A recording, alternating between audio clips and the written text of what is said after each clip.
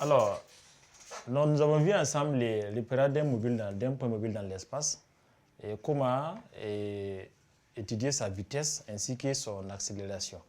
Donc, à l'issue de tout cela, nous allons voir maintenant au point grand kata l'étude de quelques types de mouvements. Nous allons voir quelques mouvements particuliers qu'on peut observer. Donc, grand kata, étude de quelques mouvements. Et le premier mouvement que nous allons voir d'abord le mouvement rectiligne uniforme. Donc, grand kata, étude de quelques mouvements.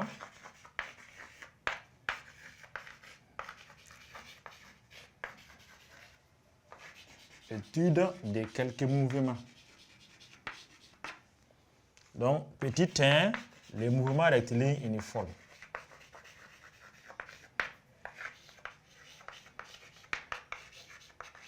Donc, dans ces noms déjà, on dit rectiligne et uniforme. Donc, c'est quel type de mouvement? Rectiligne uniforme, ça veut dire que la trajectoire c'est rectiligne, c'est une droite. Uniforme veut dire que la vitesse est constante. Donc, un mouvement rectiligne uniforme, c'est un mouvement dont la trajectoire est une droite ou portion de droite et la vitesse ne change pas. Voilà, sa valeur est toujours constante. Donc, pour de tels mouvements-là, on va constater que le vecteur vitesse elle-même est constante. Donc, c'est un vecteur vitesse, c'est un vecteur qui ne change pas ni de direction, ni de sens.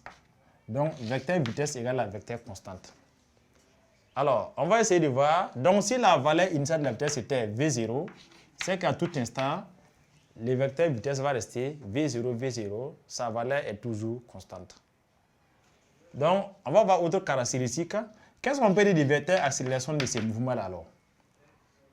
Pour ces mouvements, on a vu dans les paragraphes présents sur la vitesse que A égale à dv sur dt.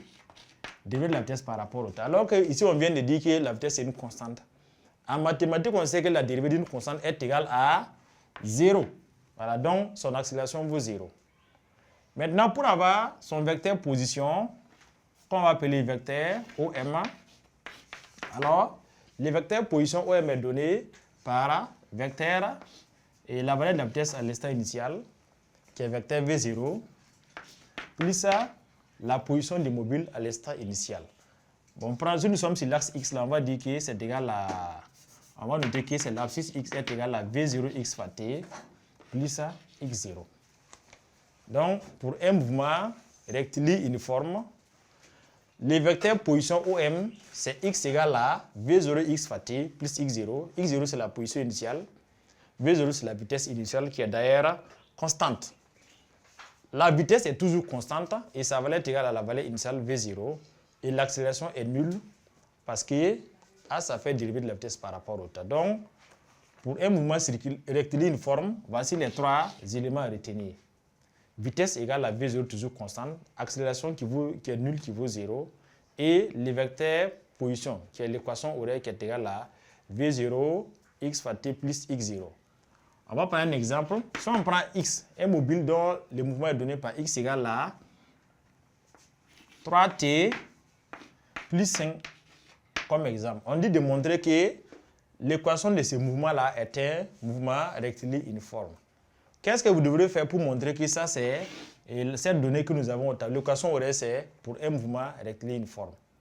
Alors, il y a des aspects à voir d'abord. Rectiligne uniforme, on avait dit qu'il faut que la trajectoire soit une droite. Deuxièmement, on a dit qu'il faut que la vitesse soit une constante. Donc, qu'est-ce qu'on va faire? Comme le mouvement se déroule sur un axe, quand on dit x égale à 3t plus 5, ça veut dire que c'est un axe. Donc, le mouvement est sur l'axe des abscisses. Donc, c'est sur l'axe des abscisses. Quand on dit un axe là, ça veut dire que c'est un axe qui est une ligne qui est droite. Donc, ça veut dire que c'est une ligne droite. Voilà. Donc, une ligne droite, ce qui veut dire qu'alors que le mouvement est rectiligne. Alors, deuxièmement, nous avons x. On va voir la vitesse. Est-ce que la vitesse est constante? Voilà. Parce qu'il faut que la vitesse soit constante pour qu'on puisse conclure que le mouvement est rectiligne uniforme. Donc, nous avons x pour avoir la vitesse. On sait que la vitesse, vecteur vitesse est égal à dOM sur dt.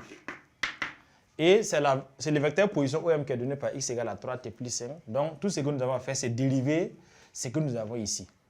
Donc la dérivée va nous donner, et on va l'appeler Vx directement. Vx est égal à quoi? Ça fait dérivée de x divisé par dt. Donc on va faire 3t plus 5, dérivée de ça. Dérivée de 3t vous donne 3. Dérivée de 5, ça fait 0. Donc on constate que la dérivée Vx est égale à 3. Et 3 est égal à une constante. Une constante, les 3 là ne changent pas. Peu importe le temps où nous sommes là, la valeur de la vitesse là vaut 3. Donc là, on peut dire que le mouvement est un mouvement uniforme. Alors, en conciliant les deux, mouvement rectiligne, mouvement uniforme, donc on obtient un mouvement rectiligne uniforme.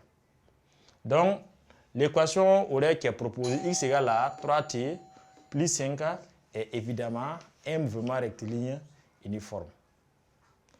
Alors, nous allons passer maintenant au paragraphe petit d qui porte sur les mouvements rectilignes uniformément variés. Donc, petit d, mouvement rectiligne uniformément varié. Mouvement rectiligne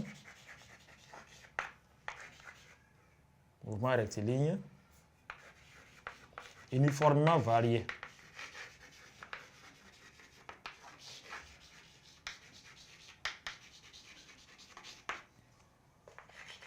Mouvement rectiligne uniformément varié.